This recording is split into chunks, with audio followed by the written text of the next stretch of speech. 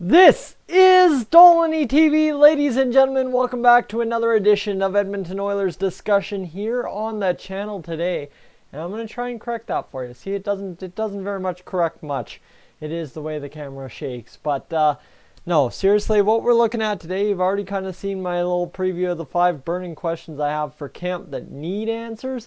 And I think perhaps one that should have been on the list that I didn't put on the list because it's much more of an open topic than just a 2-minute, 3-minute flyer in a video like that, is the matter of fact that we have 2 centers battling for a top 6 second line role, but one of them is guaranteed 99% to be playing on the top line on the wing with Connor McDavid. Yes, okay, you understand exactly where I'm talking now. Leon Draisaitl, Ryan Nugent-Hopkins. It's a debate all summer long.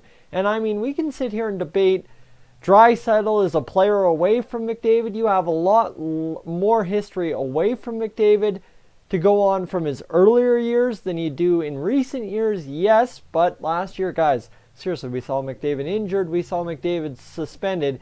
And you can't kid me that 3 out of 4 games, Leon Draisaitl wasn't an absolute unit out there, going to work and doing things that many people didn't think he is capable of doing on his own. Now, the other side of this argument too is the Ryan Nugent-Hopkins side, in which you have a guy who is, well, for the most part last year on that second line, centering his own line with crappy, terrible line mates in terms of Milan Lucic. I mean, depending on your opinion of Alex Chiasson, depending on your opinion of Sam Gagner, right? You can talk about everybody that was thrown on that line with Ryan Nugent-Hopkins. In fact, one you may not be too reminiscent of is the fact that Ryan Spooner played on that line for like 5 games. So, yeah, that was a thing. I'm sorry. I'm sorry if that's breaking news to you and that really hurts your opinion of the Oilers, but that was a thing for 5 games this year, okay? So, you can sit here, okay, let's go and look at that as a whole, right? Nugent-Hopkins, terrible line mates.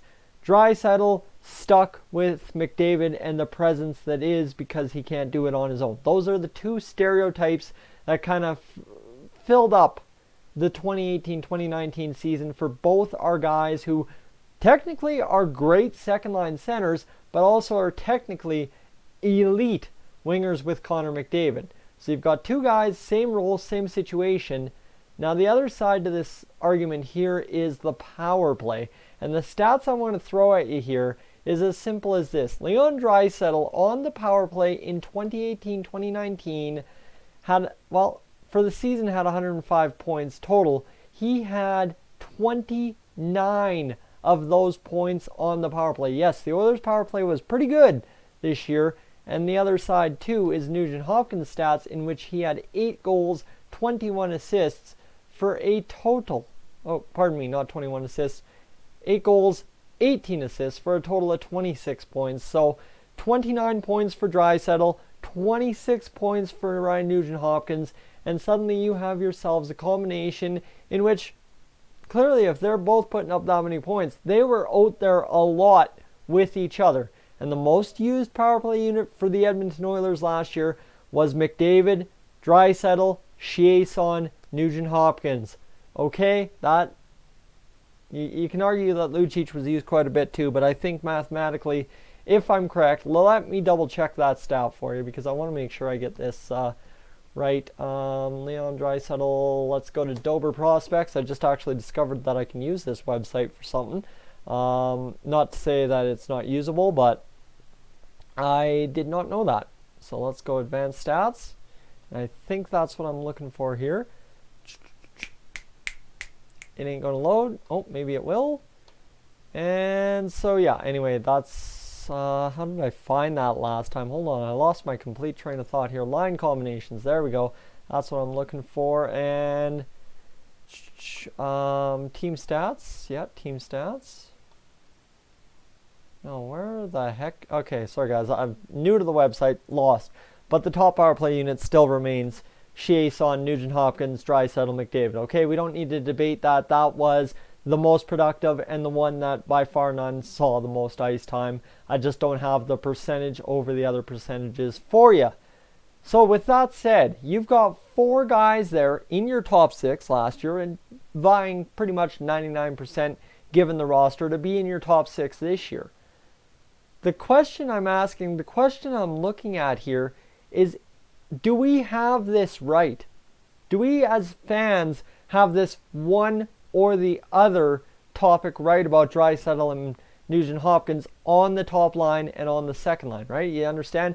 One's got to be top line, one's got to be the second line center. I think, in fact, we may have this wrong. And by looking at it, just doing the math that I did on Dober there, finding the stats, is the fact that nobody sits here and considers the fact that McDavid is, no matter what, always going to be the top line center, don't kid me wrong.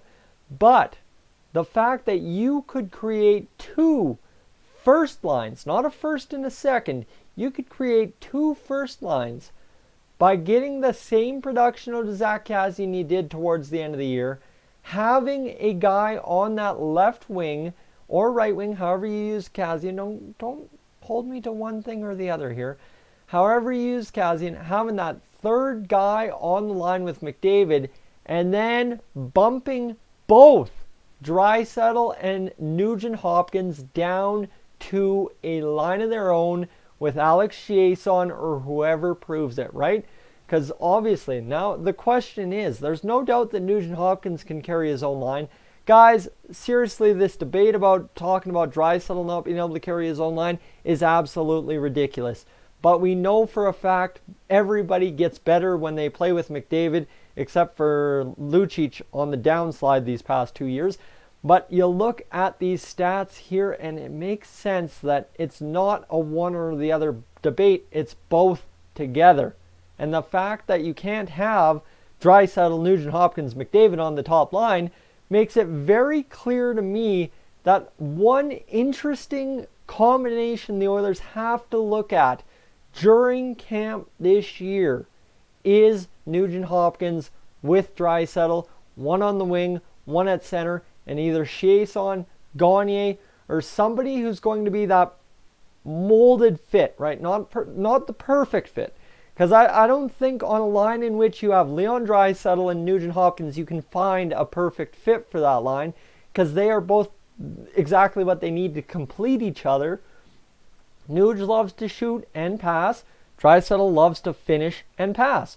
So it's as simple as it goes. Both can pay off each other. You get Darnell Nurse back there on the blue line when they're out there. Good night. Good absolute night. But what you need is a guy that can kind of float around and be in the right place, right time, doing the right thing. And that just generates that extra shot or 2 on net when a puck doesn't go in on the first shot. And suddenly after 3 shots and a good 30-second zone possession, you have yourself a goal out of a line that isn't the McDavid line. And I think that's the key here this year, is having that B line that's going to produce just as much as the Connor McDavid line. That's the key. Because we saw last year, yes, Nuge did absolutely fantastic, but the line mates weren't as good. Whereas you know the McDavid line will be able to produce no matter who's up there. And I think Zach Kassian, as long as you have him up there with McDavid, anyone who is on that left wing, other wing position is going to be absolutely thrilled to be up there and have a chance to go. And you think about the big topic is show and prove. And that's exactly what training camp's going to be all about. Well, guess what? We've got 1 million guys, and you tell any of those bottom 6 guys that all they have to do is find the chemistry, find the role. That top line left wing is available in camp because we're going with Draisaitl and Nugent-Hopkins on the second line. Suddenly, guys, you've got a lot more added competition for this roster this year. Because going into last year, we knew what the top line looked like, and it didn't pan out. That's why I'm willing to experiment in camp. Because we had a top line last year, Nugent-Hopkins, McDavid, and Ratty crapped the bed. I mean, Nuge still was doing good things with McDavid. Ratty got injured, and it just bottom fell out as it always does. in an Oilers season as soon as injuries start piling up. But yeah, I don't know if I've made the logic clear enough here, right? You see, Nugent-Hopkins, Draisaitl, they play together on the power play. They do fantastic things together on the power play. It only stands to logic that two guys that can realistically drive a second line could drive a top line together without McDavid. And that's my key. 1A, 1B, that makes, in essence, that you can have a 3B and a 4A. That makes it work. But the key is, of course, that top line left winger with Connor McDavid. Now, obviously, I can get into that whole debate, but until we see this work out in camp or see this happen in camp, there is no use to that debate because it's just roster conundrums that aren't technically there yet. So, guys, what I want to hear is your thoughts on using Draisaitl and McDavid together. I knew I was going to screw it up.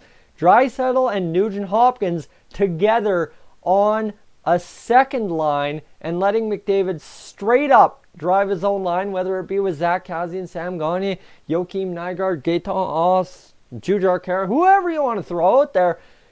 Let two lines do damage all season long. Let me know in the comment section below. I'm Tyson, this is Stolany TV. I will catch you in the next one.